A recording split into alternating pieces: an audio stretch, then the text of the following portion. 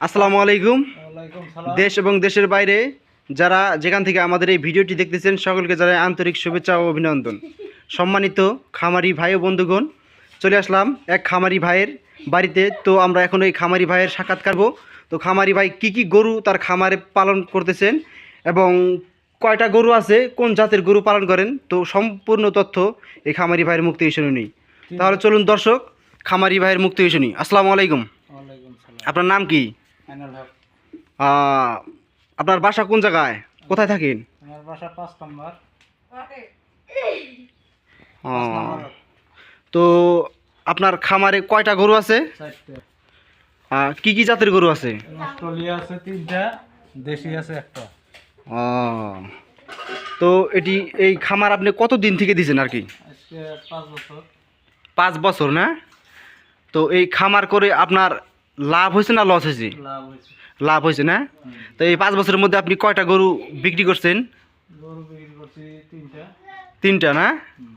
তো আর এখন বর্তমান আছে 4টা। তো এই 4টা গরুকে আপনি মানে কখন কিভাবে খাওয়ান, কয় বেলা খাওয়ান? খেয়ার খাওয়াই 4 কেজি করে, আর গুঁড়া খিলাই 1.5 কেজি করে, আর মনে করো যে ঘাস খিলাই 5 কেজি করে। ঘাস কি মাইপে খিলেন? হ্যাঁ, মাইপা খিলাই সব কিছু মাইপে না?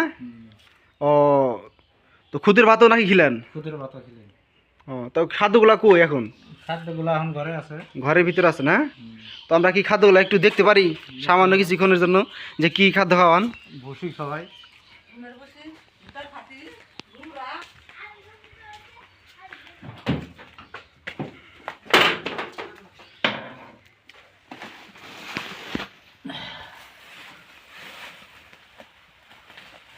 এগুলা কি খাদ্য এই জায়গায়? ভুসি ভুট্টার আটা, ভুসি, এই যে ভিডিও করো।